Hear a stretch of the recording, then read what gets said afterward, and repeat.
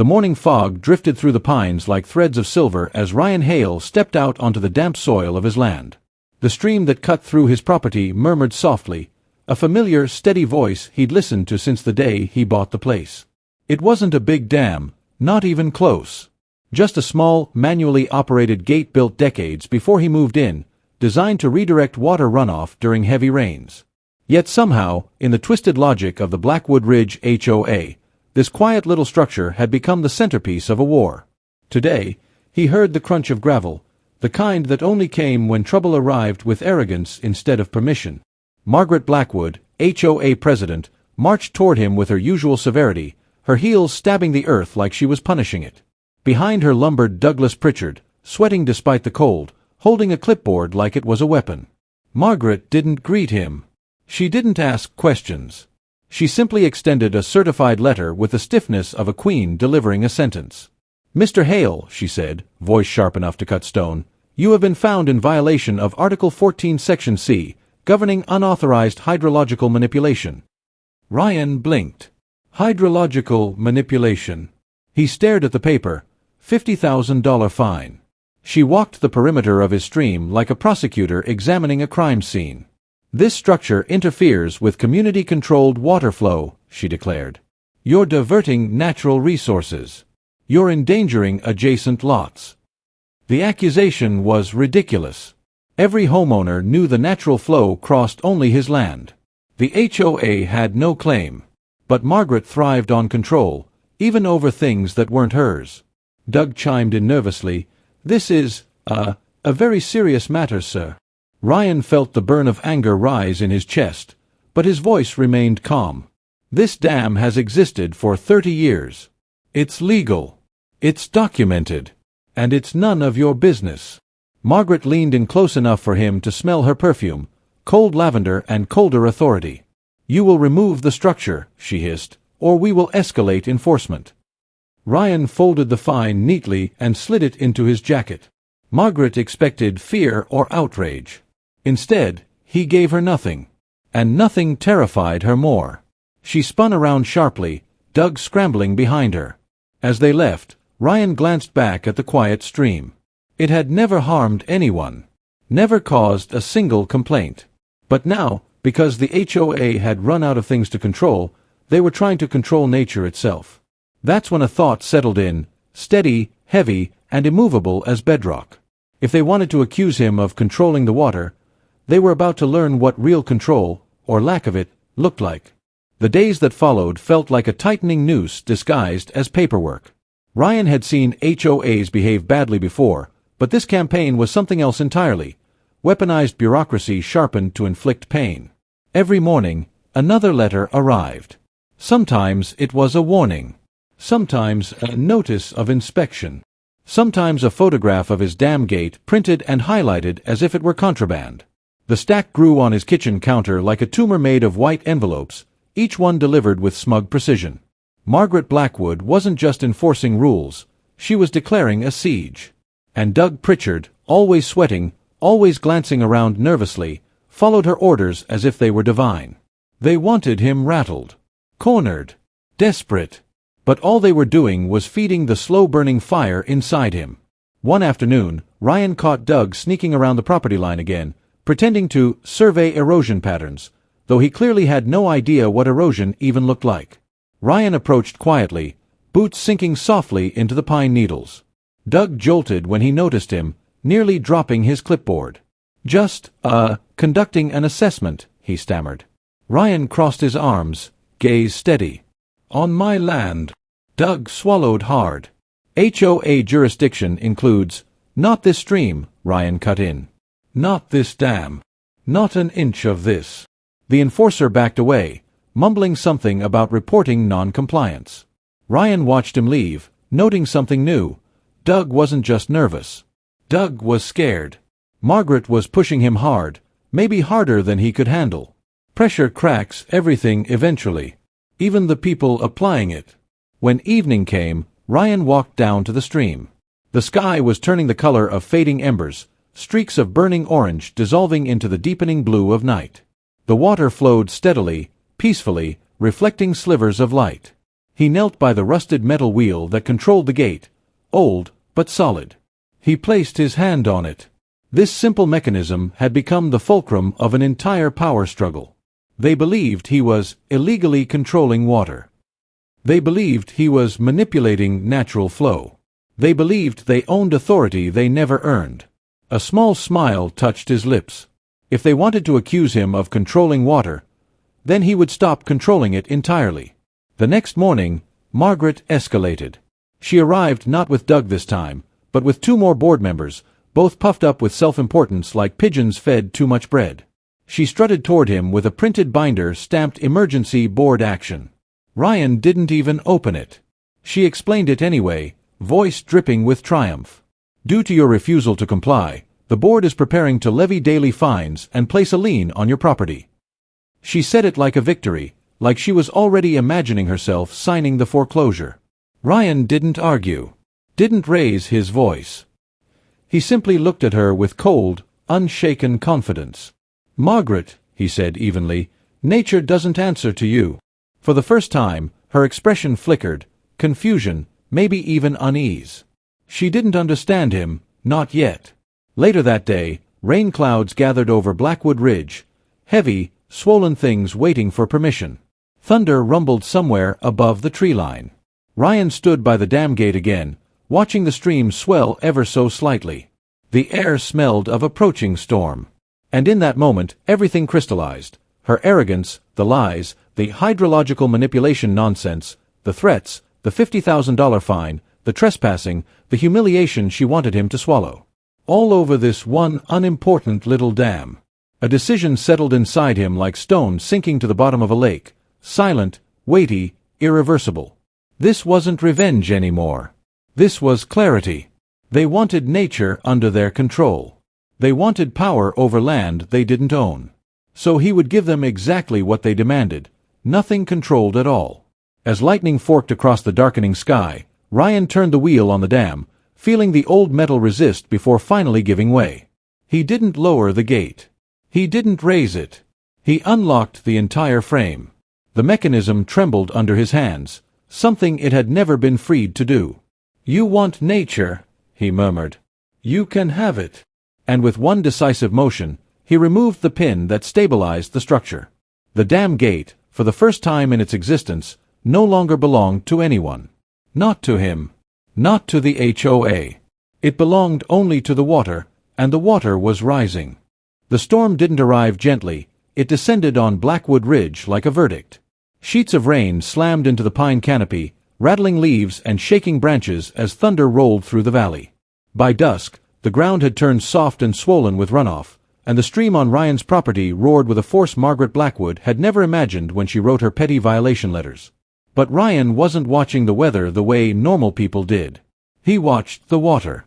He watched how it pressed against the newly unpinned dam gate, nudging it, testing it, learning the shape of its freedom. Nature wasn't chaotic. Nature was patient. All it needed was permission, the permission Ryan had finally given it. By morning, the HOA was already in a panic. Board members huddled in the clubhouse like generals in a bunker. Margaret barked commands, pacing in rapid, clipped steps. "We need photographic evidence," she snapped. "He is manipulating water flow during a storm event.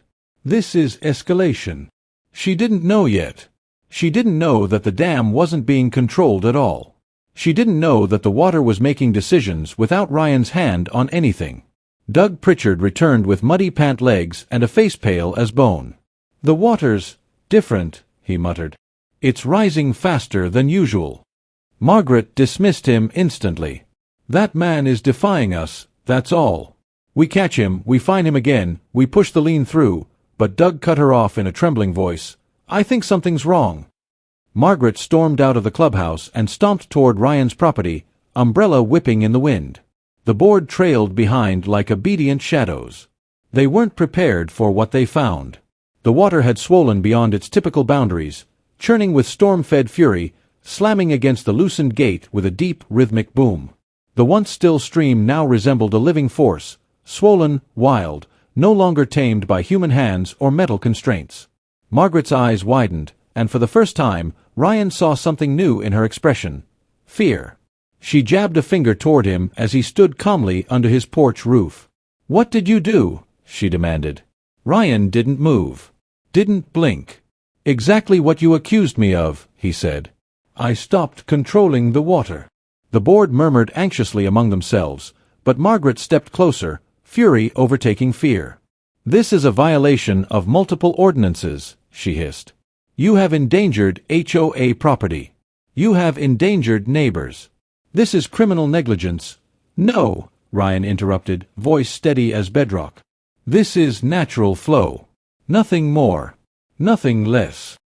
He pointed toward the water, now thrashing harder as another wave surged down from the hills.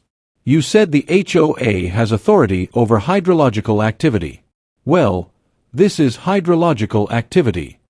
The rain hammered down around them, soaking Margaret's perfectly pressed blazer. For once, she wasn't in control. And she hated it. A loud metallic groan tore through the air, the kind of sound that made everyone freeze. The dam gate, no longer anchored by the stabilizing pin, strained under the violent weight of the floodwater. Doug took a step back instinctively. Margaret's face drained of color.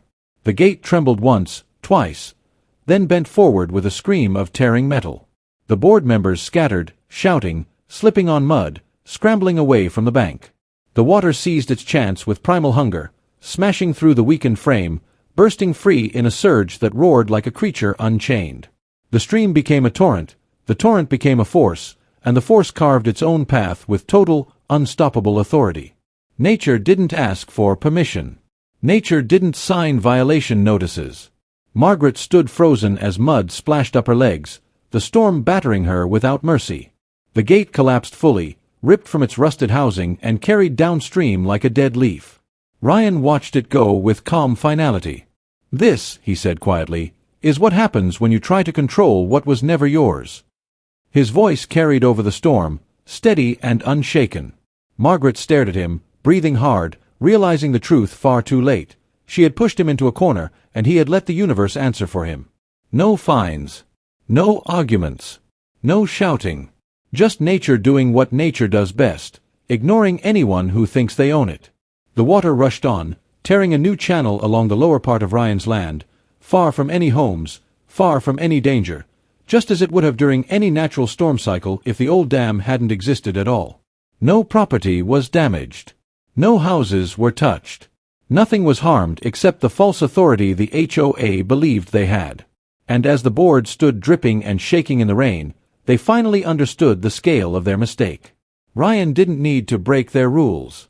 He only needed to stop obeying physics on their behalf. The storm eased overnight, but the earth still trembled with the memory of it. Dawn rose pale and cold over Blackwood Ridge, washing the soaked pine forest in muted light. Mist curled along the ground like a reminder of the chaos that had ripped through the dam the night before. Ryan stood at the new edge of the waterway, a wider, freer channel that now carved confidently through the soil. He ran his hand across the air above the rushing flow, feeling its raw independence. For 30 years, that old gate had been the only thing dictating where the water went. Now nothing stood between the stream and gravity itself. Nature had reclaimed its authority. And Ryan had watched, unblinking, as the HOA realized they never had any. Footsteps squelched behind him, frantic, stiff, and too familiar. Margaret Blackwood marched toward him with a fury she couldn't hide. Her hair, once rigid and polished, now frayed from storm and stress. Her blazer bore streaks of dried mud. She looked less like an HOA president and more like someone who had fought nature directly, and lost. "Do you have any idea what you've done?" she snapped, voice trembling between anger and panic. Ryan didn't answer. She gestured wildly at the water. "This is catastrophic. This is environmental neglect. You've destabilized the entire washout zone." Her voice cracked, and beneath the crack was something she couldn't mask anymore, fear that her authority was collapsing faster than the dam had. Doug Pritchard arrived seconds later, breathless, carrying a clipboard that had clearly been soaked, papers warped and peeling. "Margaret," he panted, "we have a problem." She turned sharply. "Another violation?" "No," Doug swallowed. "Residents. They're asking questions. They saw the water. They saw the collapse. They want to know why we kept pressuring him about something that wasn't an HOA structure. Margaret's jaw tightened. We control all environmental concerns. No, Doug said quietly. We don't.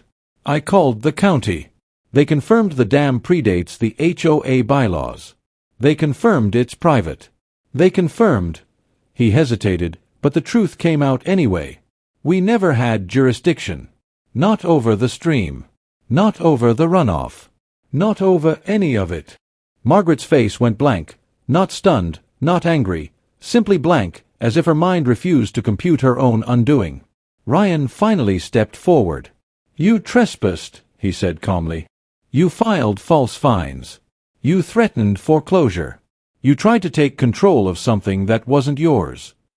Her eyes darted between the water, the forest, and Ryan's steady expression.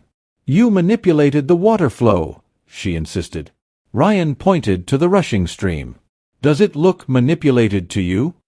The river surged past them with a roar, indifferent to her trembling voice. You wanted control, Ryan said. Now you have none. Not over me. Not over the water. Not even over your own board. As if summoned by the universe to punctuate his words, the water surged again, a natural afterpulse from the storm. A massive wave kicked up against the muddy bank and surged just high enough to slap Margaret's shoes, soaking her feet and splattering her pant legs. She gasped and nearly stumbled back. Doug flinched. Ryan didn't move. It wasn't dangerous, not even close, but it was symbolic. A reminder that no policy, no binder, no angry letter could stop what nature intended to do. Margaret looked at the water the way a dethroned monarch might look at the crowd turning against her, with disbelief, then dread. Ryan took a slow step closer, not threatening, just resolute. You fined me $50,000 for controlling water, he said. So I stopped controlling it. That's not vandalism.